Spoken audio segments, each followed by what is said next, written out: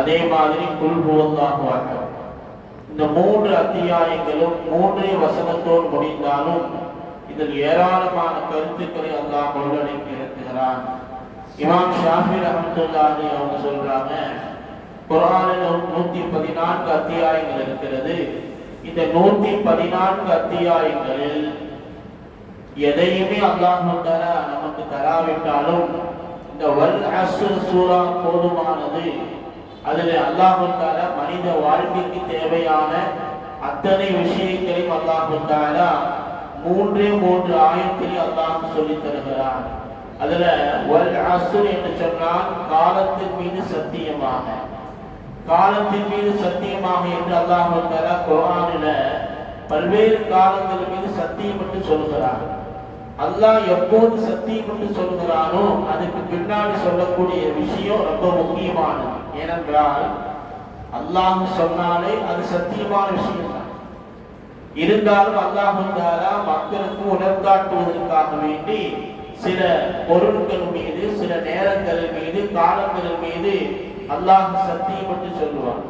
வஷ்ஷம்ஸி வதுஹாஹா, சூரியன் மீது சத்தியமாக, சந்திரன் மீது சத்தியமாக, நட்சத்திரங்கள் மீது சத்தியமாக, பகலின் மீது சத்தியமாக, இரவின் மீது சத்தியமாக, லுஹாவுடைய நேரத்தின் மீது சத்தியமாக, ஃபஜ்ர் நேரத்தின் மீது சத்தியமாக என்றெல்லாம் அல்லாஹ் தஆலா குர்ஆனில் நிறைய நேரங்களின் மீது சத்தியம் என்று சொல்கிறான். ஏனென்றால் நேரமும் காலமும் ஒரு மனிதனுக்கு ரொம்ப முக்கியமானது.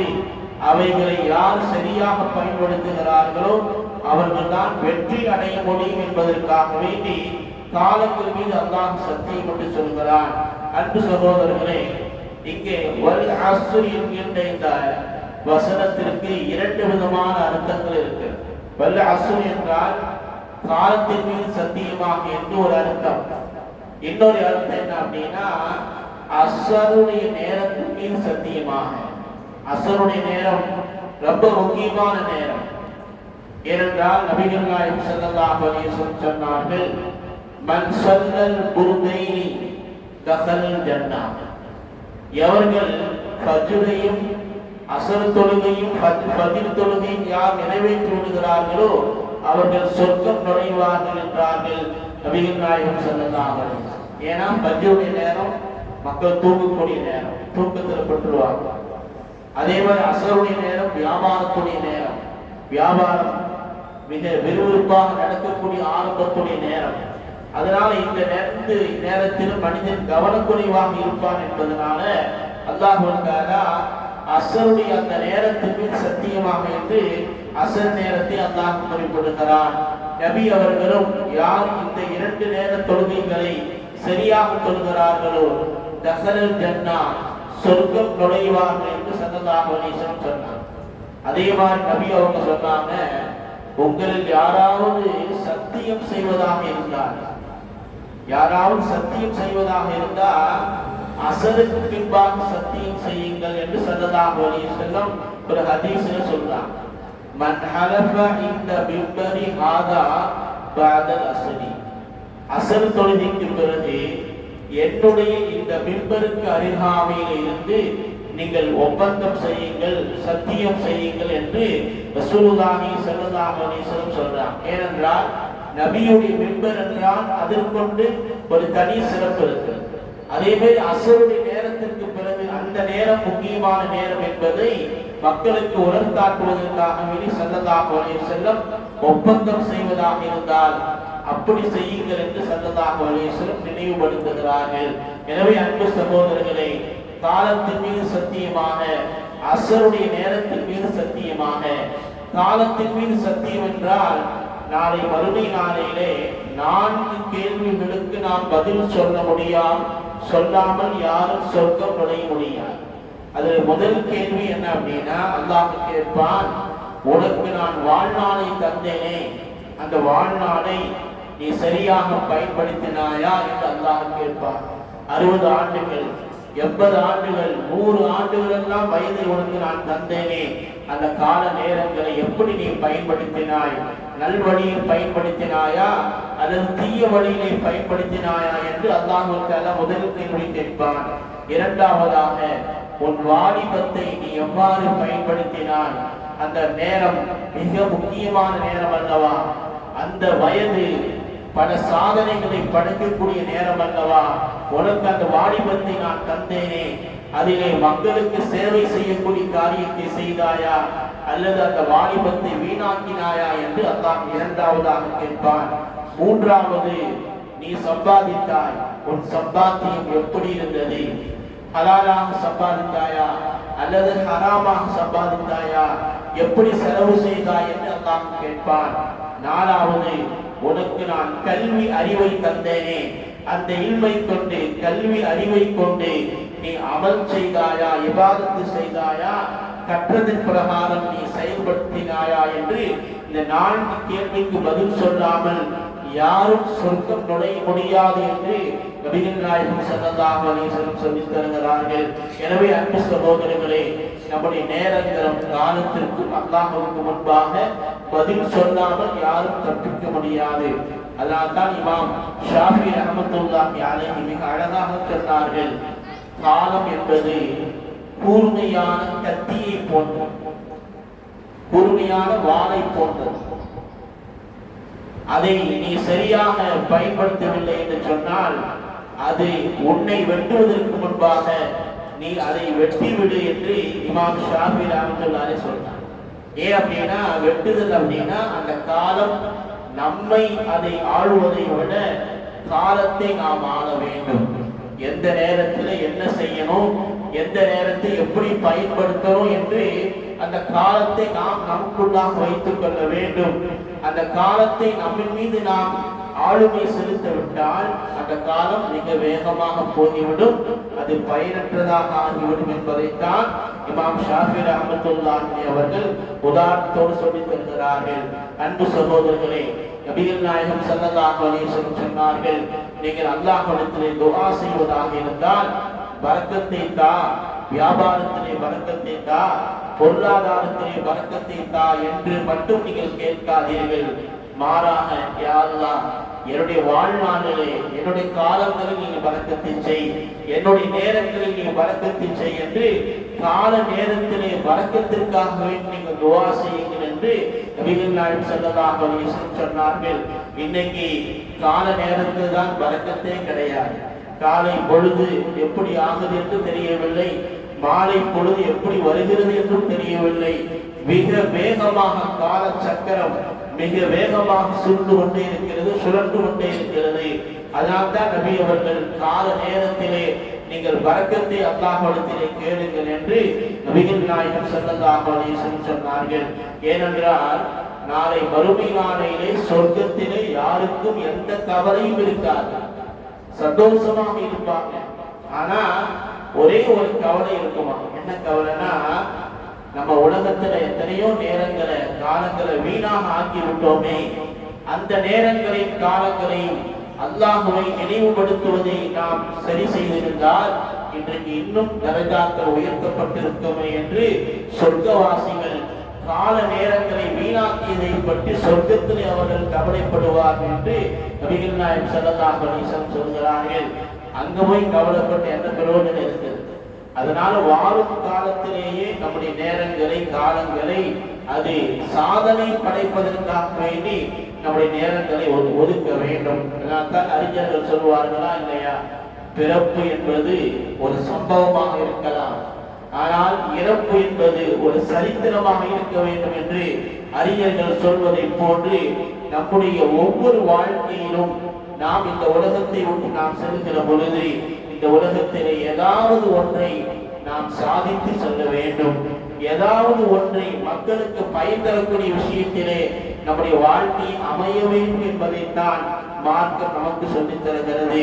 அன்பு சகோதரர்களே, அப்படி வாழ்ந்து சாதனை படைத்த எத்தனையோ நம்முடைய முன்னோர்கள் நமக்கு எடுத்துக்காட்டாக இருக்கிறார்கள்.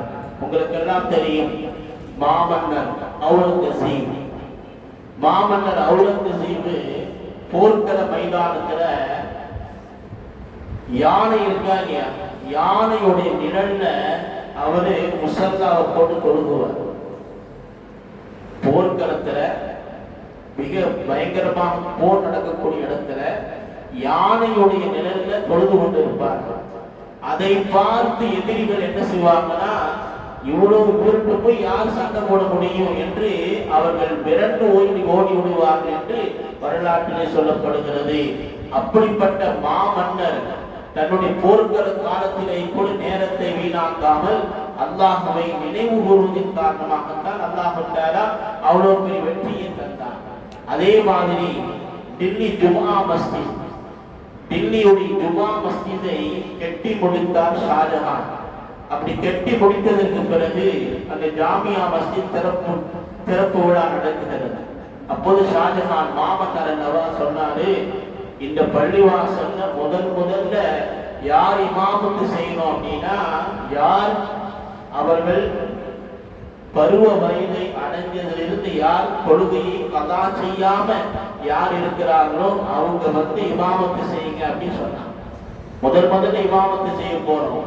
அந்த இமாமத்து செய்யக்கூடிய ஆள் எப்படிப்பட்டவராக இருக்கணும் அப்படின்னா, தன்னுடைய தொழுகை கடமையாக்கப்பட்ட காலத்திலிருந்து இதுவரை ஒரு தொழுகை கூட கதா இல்லாம தொழுதவராக இருக்கணும் அப்படின்னு சொன்ன பொழுது சபையில சொன்னாங்க, யாருமே வரல.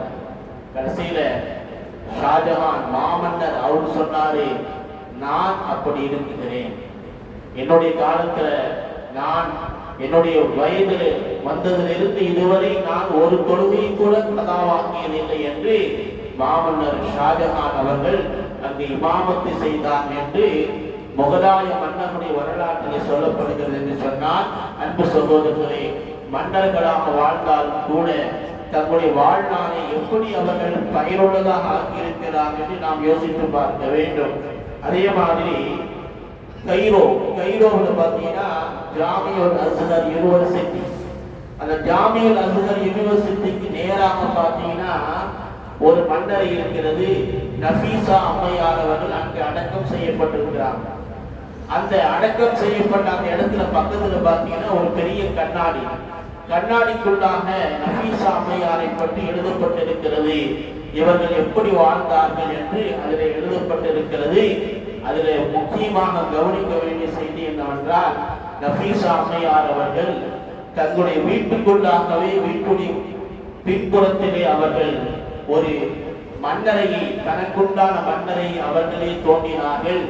அதற்குள்ளாக உட்கார்ந்து 6000 தடவை அல் குர்ஆனை அதற்குள்ளாக ஓதி தன்னுடைய மன்னரை வாழ்க்கைக்கு அவர்கள் உலகத்திலேயே தயாராக இருக்கிறார் என்ற ஒரு அற்புதமான செய்தியை அங்கே பதிவு செய்திருக்கிறார்கள். எனவே நம்முடைய முன்னோர்கள் ஆண்களாக இருந்தாலும் சரி, பெண்களாக இருந்தாலும் சரி, அவர்கள் உலகத்திலே ஒரு முன்னுதாரணமாக எடுத்துக்காட்டாக வாழ்ந்து சென்றிருக்கிறார்கள். இன்னைக்கு கூட நீங்க மக்காவுக்கு போனீங்கன்னா, மக்காவுல ஜுபைதா அம்மையாருடைய கால்வாய் இருக்கு. ஜுபைதா அம்மையார் மாமன்னர் ஹாரூன் ரஷீதுடைய மனைவி ஜுபைதா அம்மையார். அன்றைக்கு அரஃபா மைதானத்திலே வந்து தங்கக்கூடிய ஹாஜிமார்களுக்கு ஒது செய்வதற்கு, தங்குவதற்கு, பயன்படுத்துவதற்கு தண்ணீர் பற்றாக்குறை. அதனால ஜுபைதா அம்மையார் என்ன செஞ்சாங்க அப்படின்னா, தாயிஃபில் இருந்து அரஃபா மைதானத்துக்கு ஒரு கால்வாயை தோண்டினார்கள். 2 பக்கம் மிகப்பெரிய சுவரை எழுப்பி நடுவிலே அவர்கள் அந்த பாலைவன மண்ணை தோண்டி அங்கிருந்து தாயிஃபிலிருந்து தண்ணீரை அரஃபா மைதானத்துக்கு கொண்டு வந்தார்கள். மாமன்னர் ஹாரூன் ரஷீதுடைய மனைவி துணைவியார் ஜுபைதா அம்மையார் என்று சொன்னால், இன்றைக்கு நாம் அவங்களை நினைவு கொள்ளணும் அப்படின்னா அவ்வளவு பெரிய சாதனைகளை தம்முடைய வாழ்நாளை அவர்கள் நினைவு சின்னங்களாக விட்டு சென்றிருக்கிறார்கள். இப்படி எத்தனையோ நம்முடைய முன்னோர்கள், ஆண்களுக்கு நிகராக பெண்கள் சமூகத்திலே சரித்திரம் படைத்த, சாதனை படைத்த எத்தனையோ பெண்கள் உதாரணமாக இருக்கிறார்கள். அன்பு சகோதரர்களே, நமக்கெல்லாம் தெரியும், ஹதீஸில ஹாஃபிஸ் என்று சொன்னால் யாருக்கு சொல்லுவாங்க தெரியுமா? சாதாரணமா நம்ம ஹாஃபிஸா அப்படின்னா யாருக்கு சொல்லுவோம்? யார் குர்ஆன மனப்பாடம் செஞ்சிருக்கிறாங்களோ அவங்க தான் ஹாஃபிஸா அப்படின்னு சொல்லுவாங்க. ஆனா ஹதீஸ் துறையில ஹாஃபிஸ் என்று சொன்னால் யாருக்கு சொல்லுவாங்கன்னா, யார் 1,00,000 ஹதீஸுகளை மனப்பாடமாக செஞ்சிருக்கிறாங்களோ அவங்க தான் ஹாஃபிஸ் என்று சொல்லுவாங்க. யார் 3,00,000 ஹதீஸுகளை 3,00,000 ஹதீஸுகளை யார் மனப்பாடம் செய்யறாங்களோ அவங்களுக்கு ஹுஜ்ஜத் அப்படின்னு சொல்லுவாங்க. இமாம் கஸ்ஸாலி ரஹ்மத்துல்லாஹி அலைஹி ஹுஜ்ஜத்துல் இஸ்லாம் அவங்க 3,00,000 ஹதீஸுகளை மனப்பாடம் செஞ்சிருக்கிறார். இமாம் அஹ்மத் பின் ஹம்பல் ரஹ்மத்துல்லாஹி அலைஹி அவங்க 7,00,000 ஹதீஸுகளை மனப்பாடம் செஞ்சிருக்கிறார். நம்மளுடைய யாராவது ஒரு 2 ஹதீஸ் சொல்லுங்க அப்படின்னா நம்ம யோசிச்சுட்டே இருப்போம். 7,00,000 ஹதீஸ்களை மனப்பாடம் செய்து சமூகத்திற்கு அர்ப்பணித்தவர்கள் இமாம் அஹ்மத் பின் ஹம்பல் ரஹ்மத்துல்லாஹி. அதுல சஹீஹுல் புகாரி கிதாப் இருக்கா இல்லையா, நமக்கெல்லாம் பிரபலமான, நமக்கெல்லாம் அறிமுகமான, நாம் அடிக்கடி எடுத்து பார்க்கக்கூடிய கிதாபு சஹீஹுல் புகாரி.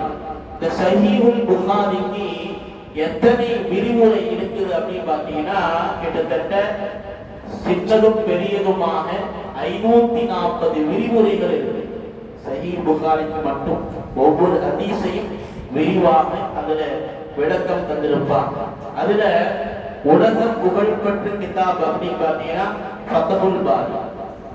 ஃபத்ஹுல் பாரினா சஹீஹ் புகாரிக்கு மிக புகழ்பெற்ற ஒரு விரிவுரை. அந்த விளக்க உரையை எழுதியவர் யார் அப்படின்னா அல்லாமா ஹாஃபிஸ் இப்னு ஹஜர் ரஹ்மத்துல்லாஹி அலைஹி. யாருங்க? அல்லாமா ஹாஃபிஸ் இப்னு ஹஜர் ரஹ்மத்துல்லாஹி. இந்த பேரெல்லாம் நம்ம ஞாபகத்தில் வச்சிருக்கணும். ஏன்னா இந்த சமூகத்தில் அவர்கள் செய்த சேவைகள் சாதாரணமானது அல்ல. ஹாஃபிஸ் இப்னு ஹஜர் ரஹ்மத்துல்லாஹி அலைஹி அவங்க மட்டுமல்ல, அவங்க குடும்பத்தார்கள், மனைவியிலிருந்து மக்களிலிருந்து எல்லாருமே சஹீஹ் புகாரிய அதற்கு விரிவுரை எழுதக்கூடிய விஷயத்துல அதற்கு மிக நேர்த்தியாக பாடுபட்டவர்கள் இந்த குடும்பத்தார்கள். அதுல ஹாஃபிஸ் இப்னு ஹஜர் அவருடைய மனைவி உனைஸ் உன்ஸ் காத்தூன் என்று சொல்லக்கூடிய அவரும் ஒரு மிகப்பெரிய ஆசிரியராக இருந்தார். பெண் ஆசிரியர், சாதாரண ஆசிரியர் அல்ல. பல ஆயிரக்கணக்கான மாணவர்களை வைத்து பாடம் நடத்தி மிகப்பெரிய ஆசிரியை உன்ஸ் காத்தூன் ஹாஃபிஸ் இப்னு ஹஜர் அவருடைய மனைவி. அப்ப ஹாஃபிஸ் இப்னு ஹஜர் சில பேர் கேட்கிறாங்க, நீங்க ஹதீஸ் பாடம் நடத்துறீங்க, உங்க மனைவியும் ஒரு பக்கம் ஹதீஸ் பாடம் நடத்துறாங்க, இப்படி இருக்கும்போது உங்களை நல்லா கவனிச்சுக்கிறாங்களா, உங்க பிள்ளைகளை நல்லா கவனிச்சுக்கிறாங்களா அப்படின்னு கேட்டாங்க. அப்படி கேட்டபோது ஹாஃபிஸ் இப்னு ஹஜர் ரஹ்மத்துல்லாஹி அலைஹி அவங்க சொன்ன பதில் என்ன தெரியுமா? நிஅமத்து ஸௌஜத்துனி, என்னுடைய மனைவி எனக்கு செய்ய வேண்டிய கடமைகளை சரியாக செய்கிறாங்க. வ நிஅமத்துல் உம்மி பனாத்திஹா, என்னுடைய பிள்ளைகளுக்கு செய்ய வேண்டிய கடமைகளை அவர்கள் சரியாக செய்கிறாங்க. ஒரு தாயாக இருந்து என்னென்ன செய்யணுமோ எல்லாம் செய்யறாங்க. ஒரு மனைவியாக இருந்து என்னென்ன செய்யணுமோ அத்தனையும் செய்யறாங்க. அடுத்து அவங்க சொன்ன விஷயம் தான் ரொம்ப முக்கியமானது. அவர்களுடைய மாணவர்களுக்கு அவர்கள் சிறந்த ஆசிரியராக அவர்கள் இருக்கிறார் என்று ஹாஃபிஸ் இப்னு ஹஜர் ரஹ்மத்துல்லாஹி சொல்றேன். ஏன் அப்படின்னா மிஸ்ர் தேசத்துல இன்னைக்கு நீங்க போய் பார்த்தீங்கன்னா அம்ரு பின் ஆஸ் ரலியல்லாஹு தஆலா அவங்க பேர்ல ஒரு பெரிய பள்ளிவாசல் இருக்கு மிஸ்ர் தேசத்துல. அம்ரு பின் ஆஸ் என்று சொல்லக்கூடிய மஸ்ஜித், அந்த பள்ளிவாசல்ல அன்னைக்குள்ள காலத்திலேயே ஒரு பக்கம் ஹாஃபிஸ் இப்னு ஹஜர் அவர்கள் பாடம் நடத்துவாங்க, இன்னொரு பக்கம் பார்த்தீங்கன்னா அவங்க மனைவி உன்ஸ் காத்தூன் அவர்கள் இன்னொரு பக்கம் ஹதீஸ் பாடங்களை சஹீஹ் புகாரிய பாடம் நடத்திட்டே இருப்பாங்க. திரைக்கு பின்னால் இருந்து ஓதிய மாணவர்கள், ஆயிரக்கணக்கான மாணவர்கள் பாடம் படித்தார்களாம். எனவே அன்பு சகோதரர்களே, உலகத்திலே நம்முடைய முன்னோர்கள் தங்களுடைய நேரங்களையும் காலங்களையும் சரியாக பயன்படுத்தி சமூகத்திற்கு பல்வேறு சாதனைகளை செய்து நம்மை விட்டு பிரிந்திருக்கிறார்கள். அவர்கள் எல்லாம் நமக்கு எடுத்துக்காட்டாக இருக்கிறாங்க, நமக்கு அவர்கள் எல்லாம் உதாரணமாக இருக்கிறார்கள். அவர்களை எல்லாம் நம் வழிகாட்டிகளாக ஆக்கிக் கொண்டு நாம் உலகத்துல வந்திருக்கிறோம். நமக்கு அல்லாஹ் வாழ்க்கையை தந்திருக்கிறார், நம்ம இன்னைக்கு வாழ்ந்து கொண்டிருக்கிறோம். நாம் உலகத்தை விட்டு பிரிவதற்கு முன்னதாக நம்மால் முடிந்த நல்ல சேவைகளை நாம் சமுதாயத்திற்கு நிச்சயமாக நாம் செய்யணும் அப்படிங்கிற ஒரு நியத்தை நம்ம இன்ஷா அல்லாஹ் வைக்கலாங்களா? ஏனென்றால் நம்முடைய காலம் எப்படி இருக்குது அப்படின்னா, உண்டு கழித்தது, உடுத்து கிழித்தது, இந்த ரெண்டை தவிர வேற ஒன்றும் கிடையாது. உலகத்தை விட்டு நம்ம பிரிந்து போகும்போது நாம் உலகத்தில் செய்த நல்ல அமல்கள் மட்டும்தான் நமக்கு உறுதுணையாக, துணையாக, நம்ம வாழ்க்கைக்கு அது சாட்சியாக இருக்கும் என்பதில் எங்கிருக்கும் சந்தேகம் கிடையாது. எனவே நம்முடைய நேரங்களை, காலங்களை சரியாக பயன்படுத்தினால் அந்த காலம் நமக்கு கட்டுப்படும். இல்லை என்றால் காலத்திற்கு நாம் கட்டுப்பட்டு நம்முடைய நேரங்களும் காலங்களும் வீணாக ஆகிவிடும். அல்லாஹ் சுப்ஹானஹு வ தஆலா நம்முடைய காலங்களையும் நேரங்களையும் பயனுள்ளதாக அல்லாஹ் தஆலா ஆக்கி அருள்பாலிப்பானாக. வ ஆகிரு தஅவானா அல்ஹம்துலில்லாஹி ரப்பில் ஆலமீன்.